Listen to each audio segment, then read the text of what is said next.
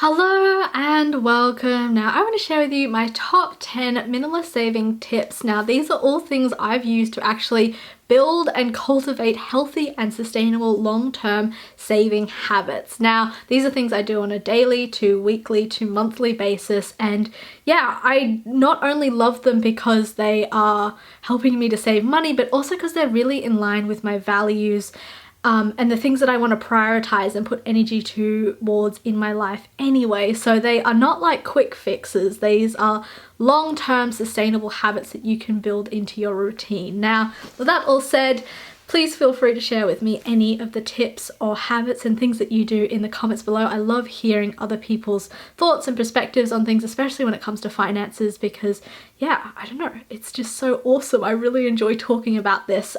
So yeah, let's jump straight in.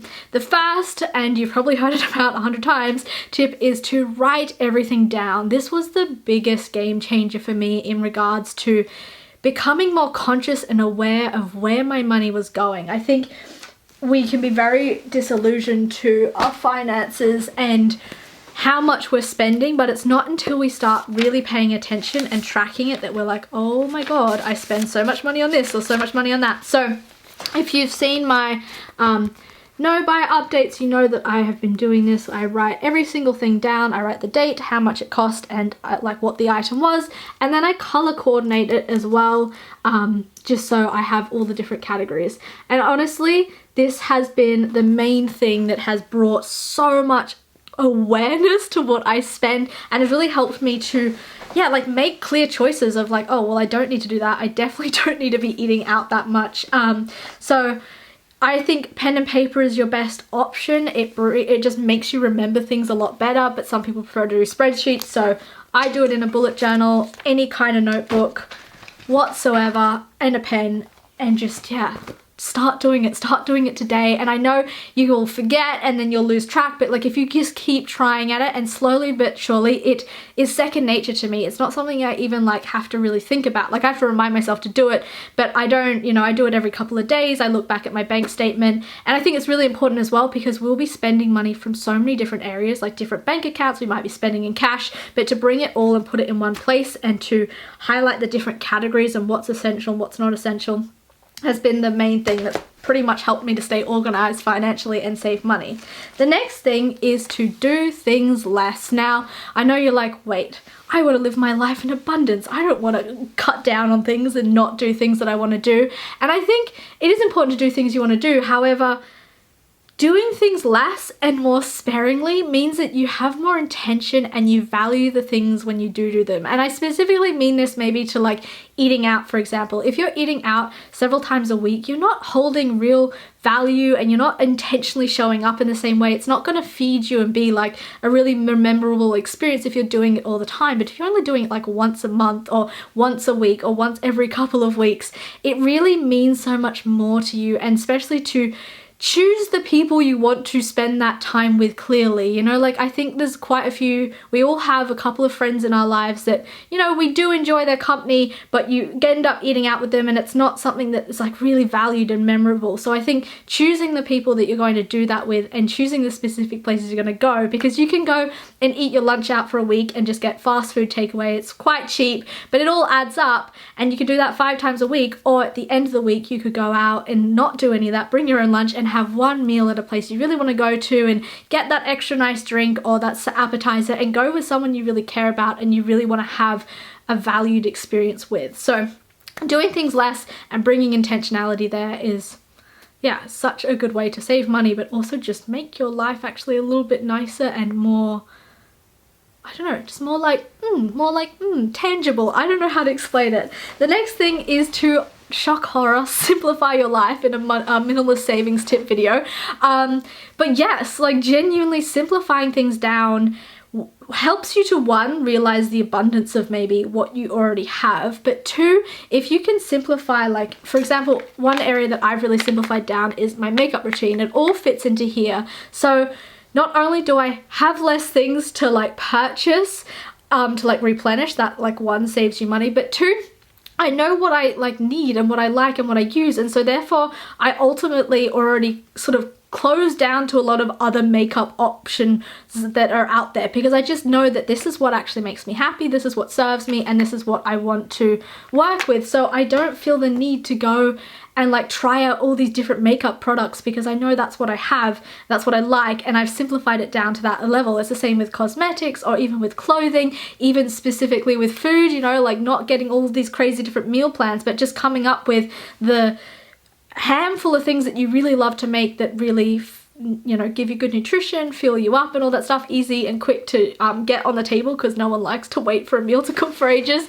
These are ways you can simplify your life and just streamline things so that you're not having to replenish as much, and you're also not feeling tempted by all these extra options out there. I think decision overload and the amount of variety we have is overwhelming when you go to like buy cosmetics and food and all this kind of stuff. The next is to use up what you already have, and I guess that comes with the aspect of like simplifying your life, but that's one of the biggest things that I have been loving and appreciating from doing this no buy low buy, is I've actively been getting through all the products I've just had excess of or extras of throughout the last couple of years, and I'm slowly getting through them all, and that's been really, really helpful. So I think that can be applied to lots of different areas of your life, but using what you already have and using up everything you already have before you go to get that new item to replace it. And then also, if you can try and find items that can do multiple jobs instead of very specific tailored items, try and find more, is it universal items? You know what I mean.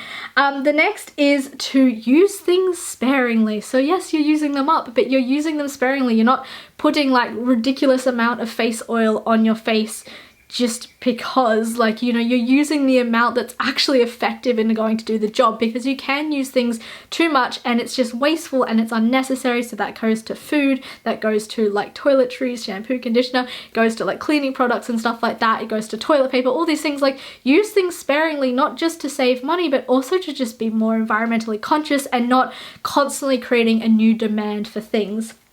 Because you're having to use things up much faster than, yeah, you actually need to, and then you're buying a new product. The next thing is don't upgrade. Oh my god, it's a trap and it's unnecessary. If your phone, your laptop, your car, your handbag, your t-shirt, your toothbrush, whatever it is, works well, it does the job. If it ain't broke, don't fix it. Like, don't upgrade. It's the biggest con. It's the biggest waste of money. My iPhone is an iPhone 5. I've had it since 2015.